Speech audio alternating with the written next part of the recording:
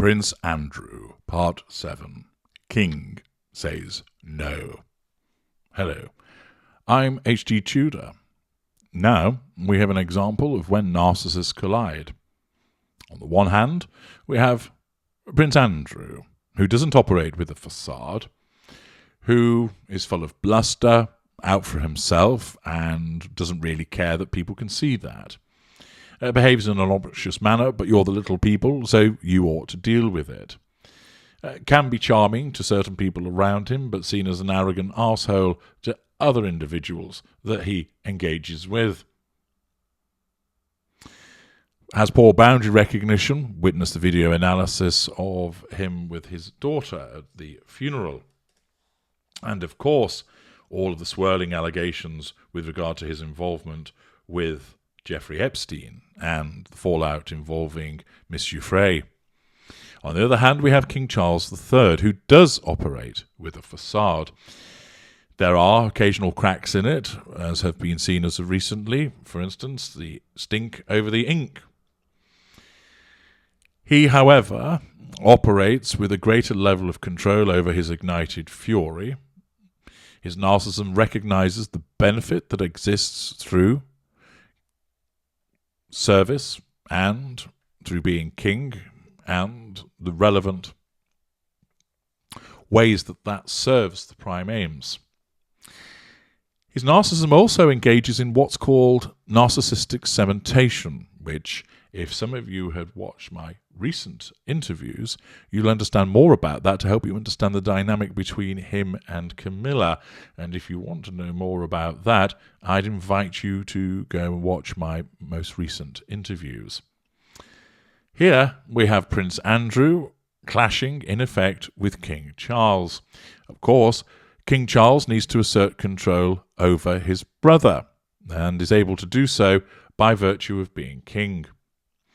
The Times explains the Duke of York was left in tears when his elder brother told him shortly before the Queen died that he was permanently banished from royal duties, it was claimed yesterday.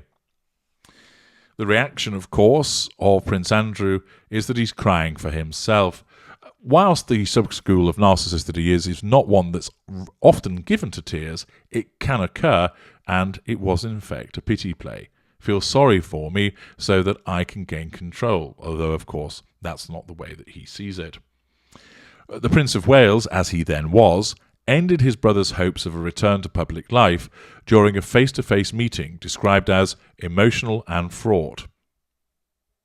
Those close to Prince Andrew are now understood to be concerned for his well-being, saying that he has become a virtual recluse.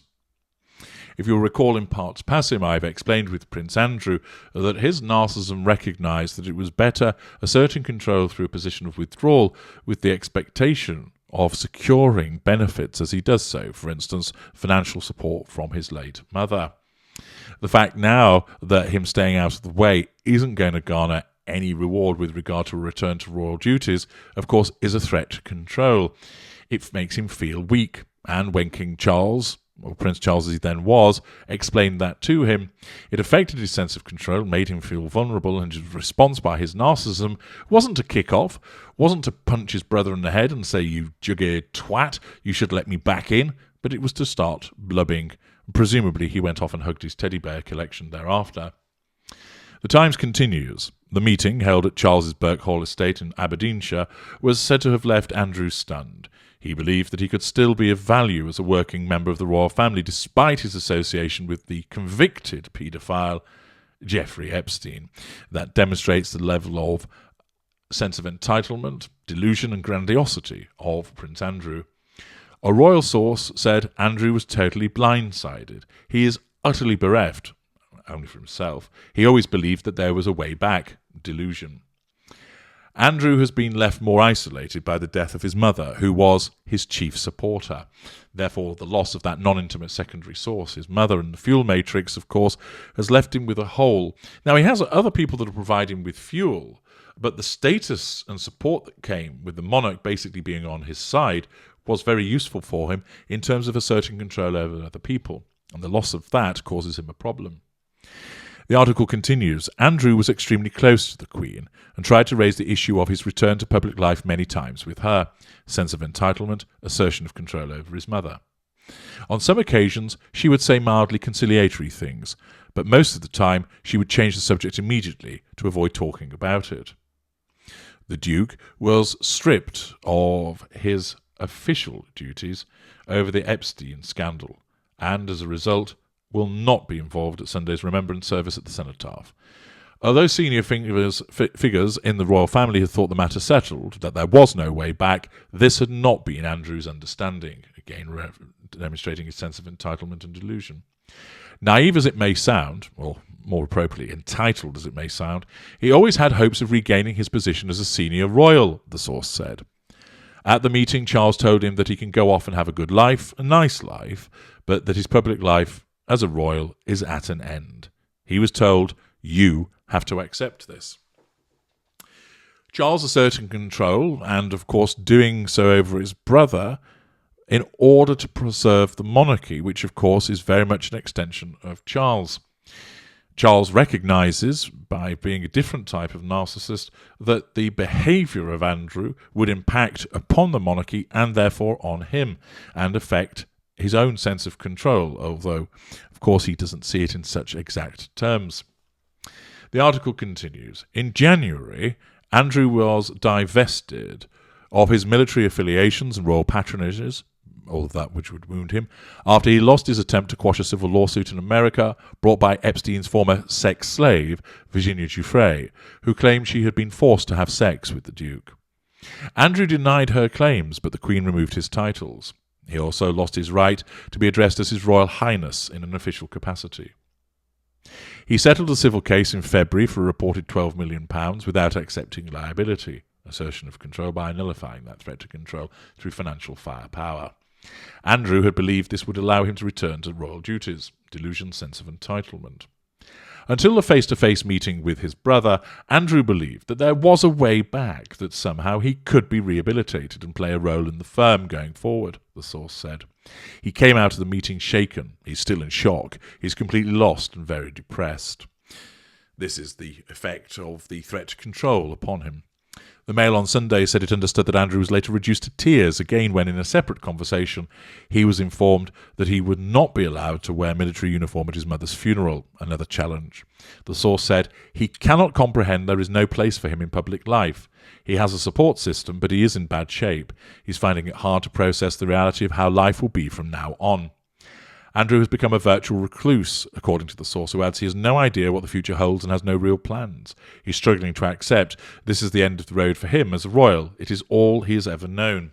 And of course, the removal of what he has only ever known is a significant threat to his control, with the consequential impact upon him, as described. What do people think about this? Philip Schneider writes, below the line, he's over 60 with a nice pension. Get real. No one feels sorry for him. He is lucky to have escaped the clink. Paul Bickerdike responds, he was never charged with any crime. How is he lucky to escape the clink? Being found guilty on social media doesn't even count, even in the United States. Robert Knott, Prince Andrew's inability to read the room has never been more manifestly evident, and that's saying a lot. And of course, that's part of his narcissism, his haughtiness, his arrogance, his dismissiveness. He just bowls forward, like a wrecking ball through life. M. Fleming responds to that. He never thought it was necessary to read the room. He was, in his mind, an elevated sort of human being to whom mere mortals would grovel and fawn while he wafted through their rooms. As his whole self-image is based on this royalness, then he must be completely hollowed out. Oh well, maybe Sarah can bring him down to real life. Polar Bear, he may have wept, but he definitely didn't sweat. Mark Pearson, sorry sir, you can't sit here eating pizza and making the floor wet. Don't want any slip-ups here, do we? Card writing. Andrew was totally blindsided. He is utterly bereft. He always believed there was a way back. Andrew appears to have difficulty with comprehension. Alice in Ordnung writes, he's a bit thick, even by the standards of the royal family. Ithaca, well, this is the man who thought the Mateless interview had gone well. This is all demonstrative, of course, of low cognitive function, but combined mainly with his arrogance, dismissiveness, and belief that he's always right and everybody else is wrong. James Glynn, if he thought he had any sort of future working as a working royal, he must be delusional.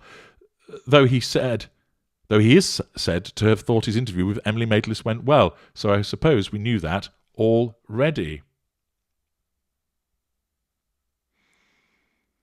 Shooter, Maitlis wrote in this here rag that he was a very plausible witness and she thought the interview went well and so did I. That picture with his arm around that G-woman was obviously doctored.